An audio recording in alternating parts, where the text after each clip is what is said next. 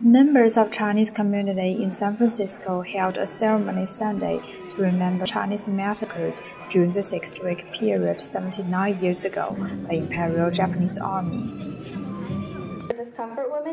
The ceremony, known as Nanjing or the Remembrance of Nanjing, has been an annual event for nearly 20 years in the United States West Coast city, where more than one-fifth of residents share Chinese heritage to commemorate what is known as Nanjing Massacre. The mass killing, which started on December 13, 1937, as Japanese army soldiers crushed the defense of Nanjing, then the capital city of China, was one of the worst atrocities against civilians in the 20th century. This history is well known by Roger Scott, an English teacher with San Francisco City College. Also a member of Rape of Nanjing Redress Coalition, Roger participates in Nanjing every year. Nanjing Massacre is one of the saddest atrocities on a mass scale of the 20th century. It's terrible how many people were killed, 200,000 or 300,000 people, and then 20,000 to 80,000 women and young girls were raped. And General Matsue and the Japanese troops had the policy of kill all, loot all, burn all. And at the end of that 6-week period, around maybe as many as 300,000 people were killed, and a third of the city had been burned.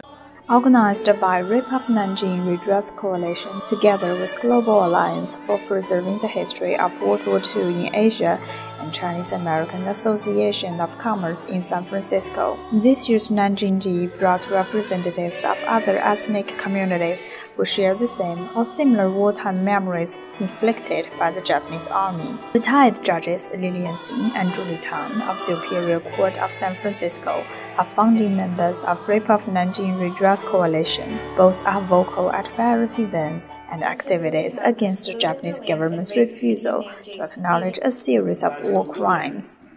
Japan has committed all these atrocities.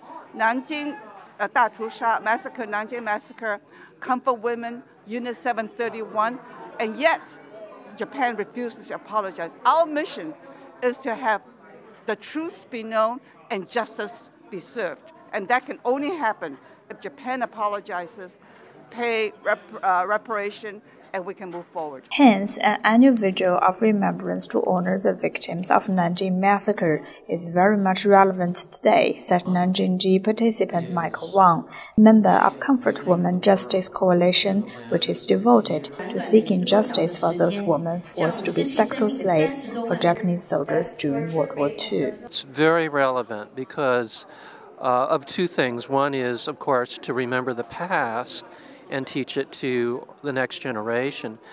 But also, what happened in the past is very much affecting what's happening today, not only in Asia, but in America and around the world. People in the right wing, particularly in Japan, as well as the United States, is trying to rewrite history. And they're doing that in order to change the political climate to allow Japan to go back on the warpath and to justify American aggression in foreign wars.